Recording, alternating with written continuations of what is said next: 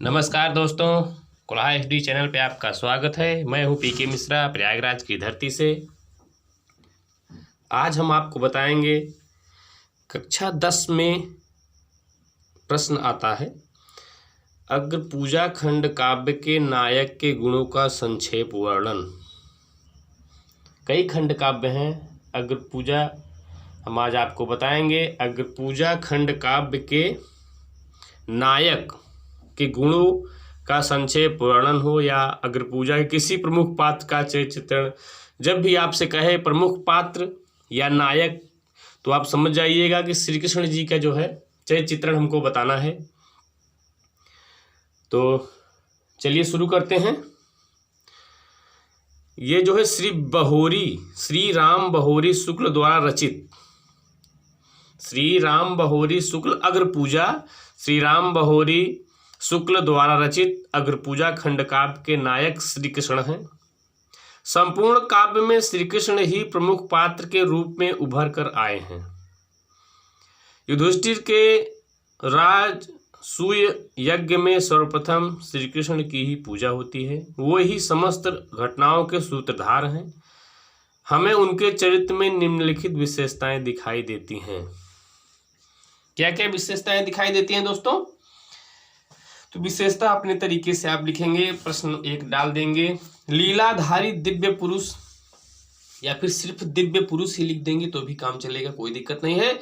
लीलाधारी दिव्य पुरुष हेडिंग डालेंगे और लिखना शुरू करेंगे। कवि ने मंगलाचरण में श्री कृष्ण के विष्णु रूप का स्मरण किया है। विश्वकर्मा से भयानक खांडव वन में अलौकिक नगर का निर्माण करवा देने, विश्वकर्मा जी से भयानक खांडव वन था एक, वहाँ जो है विश्वकर्मा जी से अलौकिक नगर का निर्माण करवा देने, शिशुपाल को अनेक रूपों में दिखाई देने से वे पाठकों को अलौकिक पुरुष दिखाई प्रतीत होते हैं। अलौकिक पुरुष ये है लीलाधारी दिव्य पुरुष, पहले हेड डालिए। दूसरे हेड डालिएगा शिष्ट एवं विनयी। शिष्ट एवं विनयी श्री कृष्ण सदा बड़ों के प्रति नम्र भाव रखते थे, हमेशा बड़ों का आदर करते थे, गुरुओं का आदर करते थे।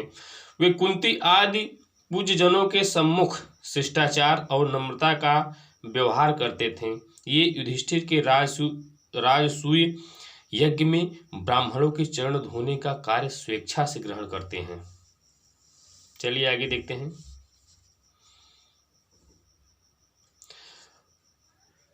पांडवों के परम हितैषी थे श्री कृष्ण जी, ये भी आप हेडिंग डालिएगा, अपने तरीके से हेडिंग डालना है, याद कर लीजिएगा, बस हो गया। हेडिंग अपने तरीके से डालना है।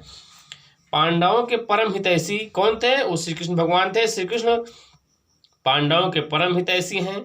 वे उनके सभी कार्य में पूर्ण सहयोग देते हैं। वे पांडवों को लक्षागृह में भस्म होने से बचाते हैं। द्रौपदी के स्वयंवर में पांडवों को पहचान कर उनसे आत्मीयता से मिलने जाते हैं। वे पांडवों के लिए इंद्रपुरी सदृश नगर का निर्माण करवाते हैं और उनके राजसूय यज्ञ की सफलता के लिए जरासंध को मारने की योजना बनाते हैं। जरासंध को भी मारते हैं। ये द्वंद्व युद्ध करवाए थे ना भीम से, उसमें जरासंध का वध किया गया था।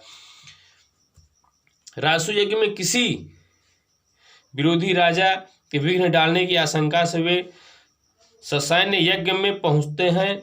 इन बातों से स्पष्ट है कि श्री कृष्ण पांडवों के शुभचिंतक थे। अब अगला हेडिंग डालिएगा 4 नंबर, अनुपम सौंदर्य से युक्त। अनुपम सौंदर्य से युक्त बड़ा अलौकिक रूप था कृष्ण भगवान का, जो भी देखता था एकदम मोह जाता था। श्री कृष्ण अलौकिक महापुरुष और अनुपम सौंदर्यशाली थे, बहुत ही सुंदर थे। इंद्रप्रस्थ जाते समय सभी नगरवासी उनके सौंदर्य को देखने के लिए दौड़ पड़े थे। इंद्रप्रस्थ की नारियां उनकी मधुर मुस्कान पर मुग्ध होकर न्यौछावर हो जाती थीं। देखा सुना न पढ़ा कहीं भी ऐसा अनुपम रूप अमंद, ऐसा अनुपम रूप अमंद, ऐसी मधुमुस्कान न देखी है गोविंद सदृश गोविंद। बहुत ही सुंदर रूप था श्री कृष्ण भगवान का। धैर्यवान और शक्ति संपन्न, अब आप ये हेडिंग डालिएगा, श्री कृष्ण परमवीर थे, यही कारण है कि वे केवल अर्जुन और भीम को साथ लेकर जरासंध का वध करने पहुंच जाते थे। बहुत ही बुद्धिमान, बहुत धैर्यवान, बहुत ही शक्तिमान। शिशुपाल की अशिष्टता और नीचता को वे काफी समय तक सहन करते हैं। शिशुपाल उन्हें बहुत ही ज्यादा भला बुरा कहा था, लेकिन फिर भी वो बहुत सहन करते रहे।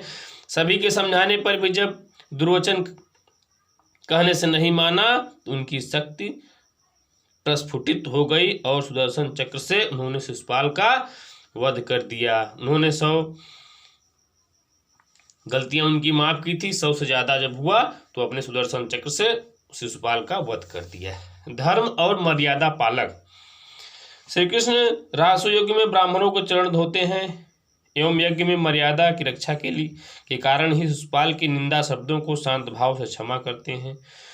वे आदर्श मानव हैं। भीष्म के शब्दों में शील सृजनता विनय प्रेम के केशव हैं, प्रत्यक्ष शरीर मिटा अनीति धर्म मर्यादा स्थापन करते यदुवीर।